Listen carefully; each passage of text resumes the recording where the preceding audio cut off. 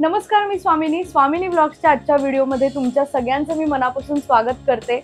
आजच्या व्हिडिओमध्ये आपण एक DIY बघणार आहोत आणि तो DIY म्हणजे आपण एक फोटो फ्रेम तयार करणार आहोत आणि त्या फोटो फ्रेम वरती आपण लिप्पन आर्ट करणार आहोत। त्यामुळे हा व्हिडिओ शेवटपर्यंत बघत राहा। ही फोटो फ्रेम तयार करण्यासाठी मी इकडे कार्डबोर्ड घेतलेला आहे। फोटो फ्रेमची जी बॅक साइड आहे तर त्याच्यासाठी स्क्वेअर कट करून घेतला आणि त्याच्यानंतर तुम्हाला जी विड्थ हवी आहे त्यानुसार अशा 4 मोठ्या स्ट्रिप्स करून घ्यायच्या आहेत। फक्त पेस्टिंग करताना पहिल्यांदा राईट आणि लेफ्ट साइडच्या 2 स्ट्रिप्स पेस्ट करून घ्यायच्या आणि त्याच्यानंतर वरची आणि खालच्या साइडची स्ट्रिप पेस्ट करायची, म्हणजे आपण जिथनं फोटो इन्सर्ट करणार आहोत ती जागा आपल्याला एकदम छान आणि क्लिअर मिळते। आता याच्यानंतर मी म्हणले तसं आपण लिप्पन आर्ट करणार आहोत। तर लिप्पन आर्ट म्हणजे काय, तर मी इकडे असे स्वर्ल पॅटर्न काढून घेतलेले आहेत या फोटो फ्रेमच्या वर। या स्वर्ल पॅटर्न वरती मी मोल्डेड क्ले वापरून याचं एक स्ट्रक्चर बनवणार आहे। आपण ज्या पद्धतीने लिप्पन आर्ट करतो आणि ते जसं डिझाईन असतं त्याप्रमाणे आपण पेस्टिंग करत जातो त्या सगळ्या मोल्डेड क्लेचं, तसंच मी हा एकच स्वर्ल पॅटर्न इकडे निवडलेला आहे आणि त्या स्वर्ल पॅटर्न वरती मी एक एक करून हा मोल्डेड क्ले पेस्ट करणार आहे। त्याची जी प्रोसेस आहे ती मी थोडीशी आधी स्लो दाखवण्याचा प्रयत्न केलेला आहे व्हिडिओमध्ये। नुकताच मी खास बिगिनर लोकांसाठी लिप्पन आर्ट कशा पद्धतीने करायचं हे एका पूर्ण व्हिडिओमध्ये सांगितलेलं आहे। त्याची लिंक मी वरती आय बटनमध्ये देते, तो व्हिडिओ पूर्ण बघा, म्हणजे तुम्हाला लक्षात येईल की साधारण जे आपल्याला मटेरियल वापरायचं आहे, कशा पद्धतीने हा मोल्डेड क्ले आपल्याला मिक्स करायचा आहे, तर ते सगळं डिटेलमध्ये मी त्या व्हिडिओमध्ये बोललेली आहे।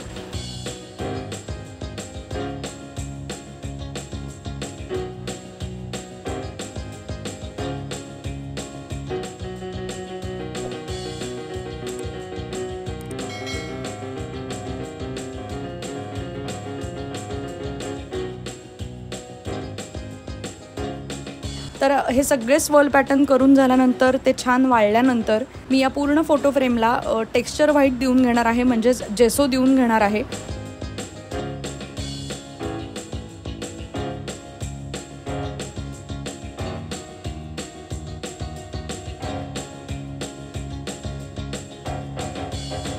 आता हे जे आपण स्वर्ल पॅटर्न तयार केलेले आहेत मोल्डेड क्ले वापरून, फक्त त्याला मी कलर देणार आहे। तर त्यासाठी ऑरेंज आणि रेड असं कॉम्बिनेशन घेतलेलं आहे।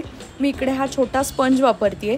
तुमच्याकडे जर स्पंज नसेल तर तुम्ही ब्रशचा सुद्धा वापर करू शकता। जास्तीत जास्त ब्राईट कलर्स जेव्हा आपण अशा DIYs मध्ये वापरतो तेव्हा ते DIYs खूप छान दिसतात। मी प्रत्येक व्हिडिओमध्ये हे सांगत असते की कलर कॉम्बिनेशन खूप महत्त्वाचं आहे। कलर स्कीम तुम्ही कुठली निवडताय यावरती तुम्ही जी वस्तू तयार करताय तर ती वस्तू अजून छान दिसणार आहे।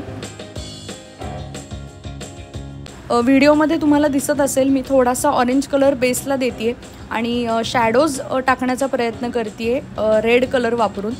त्यामुळे असं मी प्रत्येक स्वर्लला केलेला आहे। पहिल्यांदा थोडासा ऑरेंज देतेय आणि त्याच्यानंतर मध्ये मध्ये मी रेडचे पॅच देतेय। आता मी इकडे म्हणलं तसं की आपण लिप्पन आर्टचा इथे वापर केलेला आहे। तुम्हाला पूर्णच लिप्पन आर्टचा या फोटो फ्रेमला लुक द्यायचा असेल तर तुम्ही मध्ये जी व्हाईट स्पेस आहे तर तिथे तुम्ही मिरर्स ॲड करू शकता। मी इकडे ही फोटो फ्रेम असं ठेवण्याचं कारण म्हणजे मला हा स्वर्ल पॅटर्नचा जो 3D लुक आहे तो मला तसाच ठेवायचा होता, त्यामुळे मी तो तसा ठेवलेला आहे। पण तुम्हाला मिरर्स वापरायचे असतील किंवा तुम्हाला डॉट मंडाला करायचं असेल तर ते सुद्धा तुम्ही करू शकता, जे आपण लिप्पन आर्टमध्ये वापरतो। तर इथे आपला बॅकग्राऊंडचा कलर जो आहे तर तो व्हाईट कलर आहे। डॉट मंडाला करायचा असेल तर शक्यतो तुम्ही ही जी आपण कलर स्कीम घेतलेली आहे रेड आणि ऑरेंज, तर त्यातलीच थोडीशी डार्क शेड तयार करून तुम्ही या स्वर्लच्या बाजूने छोटे डॉट्स तयार करू शकता। आता ह्याच्यात मला थोडंसं डिटेलिंग करायचं होतं, तर त्यासाठी मी रेडमध्ये थोडासा ब्राऊन कलर मिक्स केला आणि या प्रत्येक स्वर्ल पॅटर्नला मी बारीक राऊंड ब्रश वापरलाय। 0 किंवा 1 नंबरचा ब्रश तुम्ही वापरू शकता आणि आतनं मी थोडीशी आउटलाईन केली आणि अशा पद्धतीने आपली ही सुंदर फोटो फ्रेम तयार झालेली आहे। मी आत्ता म्हणले तसं हा जो लुक आहे तो मला खूप आवडला आणि त्याचं जे 3D टेक्स्चर आहे तर ते सुद्धा खूप छान दिसतंय या मोल्डेड क्लेचं, आणि ही कलर स्कीम सुद्धा खूप छान दिसतीये। आजचा व्हिडिओ तुम्हाला कसा वाटला हे कमेंट करून सांगायला मला अजिबात विसरू नका। त्याचबरोबर हा व्हिडिओ जर तुम्हाला आवडला असेल तर व्हिडिओला लाईक करा, तुमच्या सगळ्या मित्रमैत्रिणींना नातेवाईकांना हा व्हिडिओ जास्तीत जास्त शेअर करा आणि स्वामिनी व्लॉग्स या यूट्यूब चॅनलला नक्की सबस्क्राईब करा। आपण भेटूया पुढच्या व्हिडिओमध्ये। Till then bye bye.